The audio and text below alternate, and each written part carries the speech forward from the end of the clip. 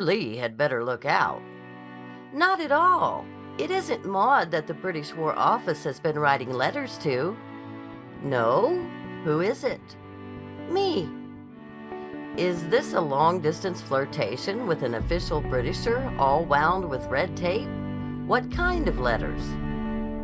Well, not personal exactly, reluctantly admitted the girl. Propaganda matter. It's sent out by their press bureau, but it always comes addressed in nice, firm, manny handwriting. But why do they send to you? Darcy giggled. That's the funny part of it. They must have got me confused with Dorsey Coles, the essayist. He used to live on East 56th Street. Very likely. When does the man enter? Well, you see, Maud and Helen were awfully curious about my English correspondent. Naturally. So I just let him be. Is that any reason why you should wear the expression of one about to confess a cold-blooded murder? Wait. I told you Maud had been catty about my sitting to Halcombe Lee. Yes? This is what I overheard her say to Helen, and I'm not even sure she didn't mean me to overhear. She said, Darcy's been sitting to Halcombe. Fancy it. Darcy is a model. I can no more imagine her being a model than I could her being engaged. Wasn't that nasty of her, Gloria? It was. And you very properly smothered her with a pillow as she slept, and have come here to make your confession, twinkled Gloria. Worse, said Darcy in a small, tremulous voice. Much worse. Gloria sat up straight. No, she cried hopefully. Yes, for Helen said, well, somebody in England seems pretty much interested in her anyway. That's what put it into my head. I wish you'd put it into mine, said the other plaintively. You don't seem to get any nearer the subject of your romance, which is man.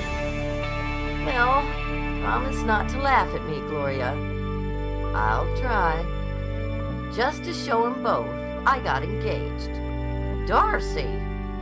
Yes, and one evening when both of the girls were being just a little extra peacocky over their double wedding next October, and letting me understand what a favor it was to me that I was to be double maid of honor, I just up and told them I didn't know whether I could be, as I had an important engagement to be married myself. Lovely. Gorgeous. They jumped at the English letters, so I told them that I thought I might as well own up about the affair, how I'd met him on my vacation in Canada and helped him try out horses for the British government, which had sent him over for that purpose when he was wounded, and we had corresponded ever since. It was awfully well done, if I do say it as should be. Let me get this right, pleaded Gloria. You made him all of yourself, just on the basis of those War Office letters? No, that's just the trouble.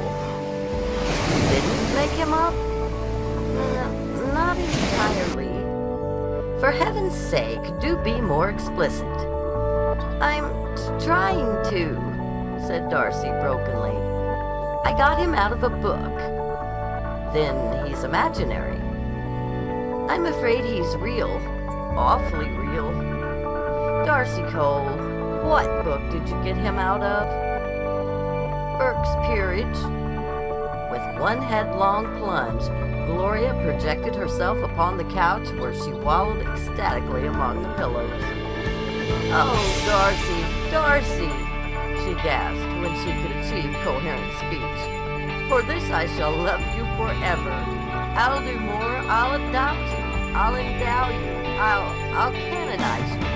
What's his name? Sir Montrose Vasey, Bart, of Vasey Holdings, Hampshire, England, recited the girl formally. Dissociating herself from a convulsed silk coverlet, Gloria straightened up. Sir Montrose Vasey, she repeated thoughtfully and relishingly. Why that particular and titled gentleman? I got to the V's before I found anyone that seemed to fill the bill. What special qualifications commended him to your favorable consideration, Miss Cole? Well, he's unmarried. That's important. And he's far away. I came across that in an English magazine. How far? Way out in the east somewhere, where one of the 57 varieties of leftover wars is still going on. So far, so good. What are you going to do with him when he comes back? If I only knew, was the miserable rejoinder. Maybe he won't come back. Maybe something will happen to him. It won't. He'll bear a charmed life just to plague you, retorted her friend with conviction. You bloodthirsty little beast, she added. The worst I wish him, said Darcy tearfully, is an honorable military death. Oh, is that all? You'd have to go into deep mourning. That'd be better than suicide, and I can't see anything else for me to do if he lives through. I won't confess to that Maud cat. I won't. I don't blame you. But when are you to be married? Uncertain. That's the advantage of having a fiancé at war. You must make it after the double wedding, decided Gloria. Just for curiosity, how did you describe him? I've rather dodged that so far, but I think I'd like to have him tall and slim, with nice, steady, friendly eyes, like Mr. Benson. So would Monty, doubtless, surmised Gloria. Who? Monty Vasey. Gloria, do you know Sir Montrose Vasey? Rather. I visited at his sister's last time I was in England. Heavens, that makes it seem so ghastly. What's he like? Brown and roly-poly and red and fierce-looking, but a good sort. And he used to be quite an admirer of mine. I do think, Darcy, that with the whole of Burke's Peerage to choose from, you might have refrained from trespassing on my preserves.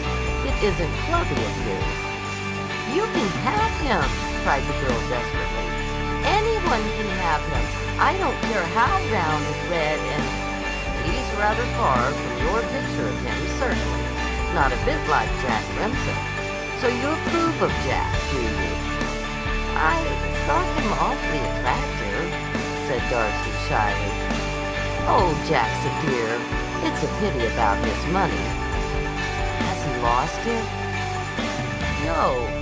Got it. Too much. Without it, he might make a real actor. He's the best amateur in New York today. But an amateur. What does he do? Dabbles in artistic things and plays at being everybody's little sunbeam. Never mind Jack. It's the imaginary Sir Montrose Vasey that we've got to figure on. Oh, do tell me what to do with him, implored the too inventive Darcy. Keep him. Prize him above rubies and diamonds. Nothing has given me a laugh like that for a year. But if... Let the future take care of its ifs. Who can tell what will turn up? Fate is kind to creative genius, and I'm going to assist fate if I can. I'll make you a bargain, Darcy, for half of your beautiful, inspiring, heaven-sent lie. You take me into equal partnership in it, and I'll be your little personal guide to health and beauty until we've made a job of it. But you've got to promise on honor to keep up the Vasey myth if I'm to be partner and half owner in it until I agree to drop it. Is it a bargain? The light of unholy, reckless adventure shot into Darcy's pale eyes. It's a bargain, he solemnly.